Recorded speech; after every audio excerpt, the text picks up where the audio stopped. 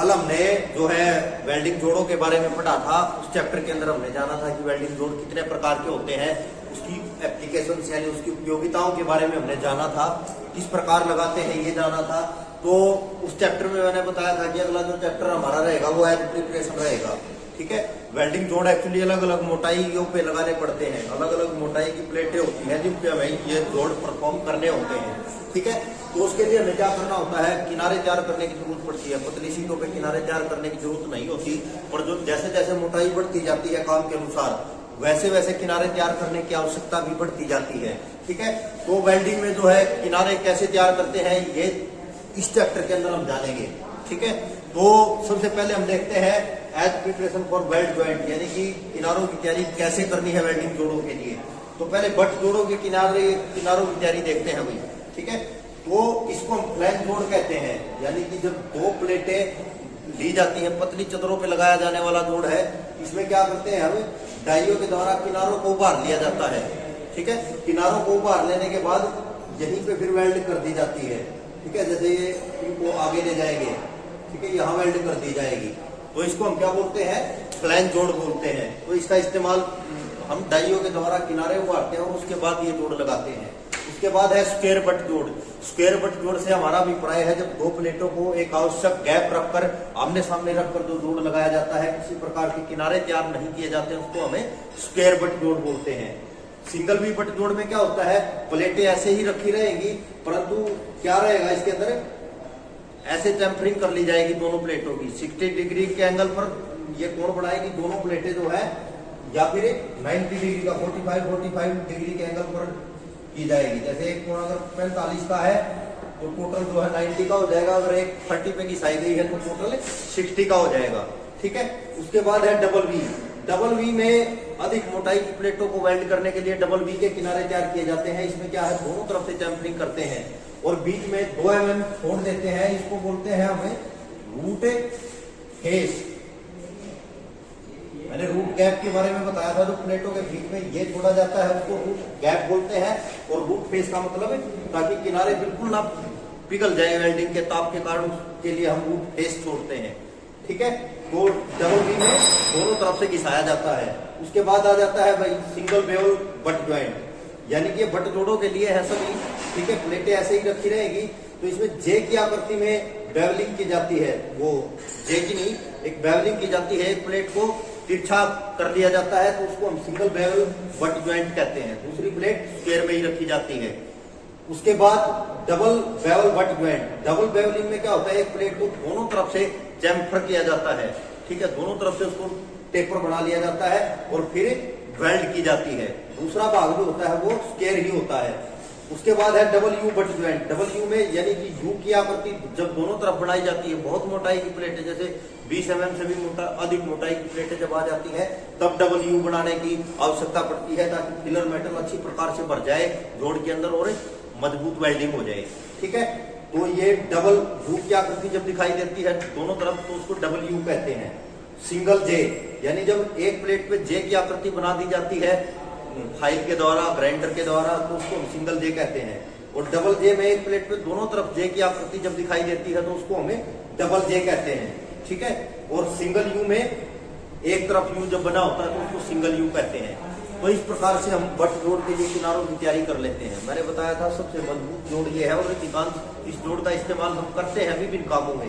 ठीक है, तो इस प्रकार से इसके किनारे हम तैयार कर सकते हैं।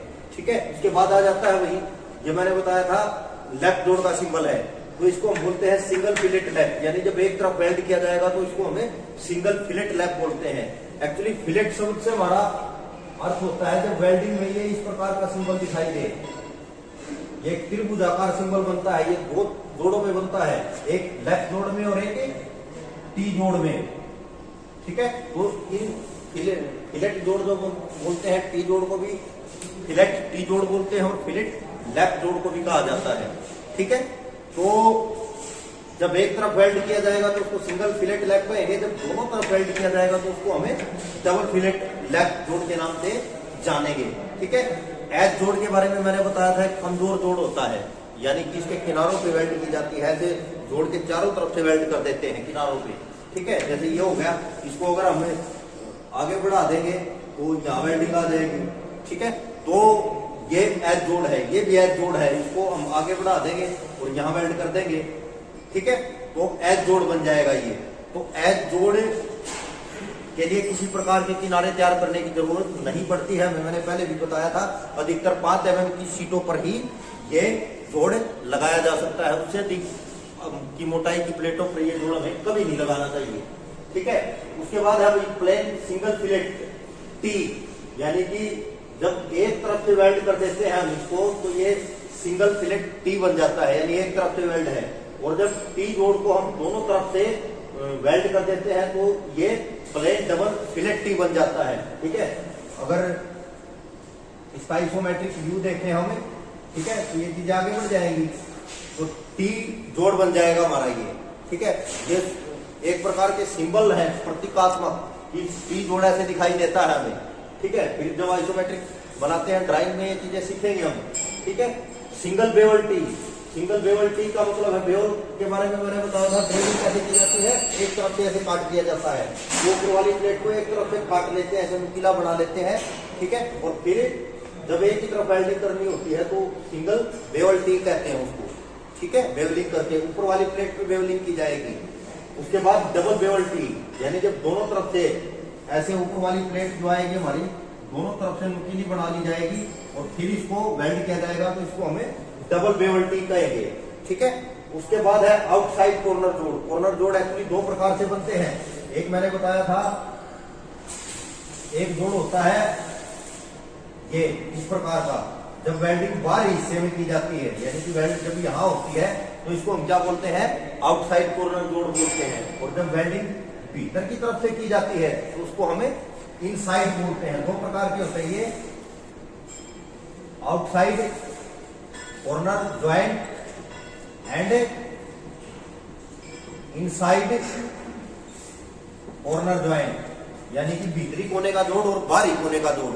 ठीक है, तो ये इस प्रकार से हमें किनारे तैयार कर सकते हैं। तो ये सिंबल है प्रतीकात्मक, जो कि वेल्ड सिंबल भी कहलाते हैं। ठीक है, तो इस प्रकार हमें किनारों की तैयारी इस निर्धारित परफॉर्मे में करनी है, इस निर्धारित फॉर्मेट के अंदर करनी है, ताकि हम मजबूत जोड़ तैयार कर सकें। अगर हमें किनारों की तैयारी का ज्ञान नहीं होगा तो हम अच्छे और मजबूत जोड़ तैयार नहीं कर पाएंगे। ठीक है, तो इस चीज का हमें ध्यान रखना है कि प्लेट की मोटाई के अनुसार हम किनारे कैसे तैयार करें। ठीक है, जोड़ कौन सा बनना है, ठीक है, कैसे इनसाइड कॉर्नर जोड़ लगेगा, कैसे सिंगल लैप लगेगा, कैसे डबल लैप लगेगा, कैसे सिंगल टी लगेगा, कैसे डबल टी लगेगा। ठीक है, कैसे डबल बट जोड़ लगेगा। ठीक है, तो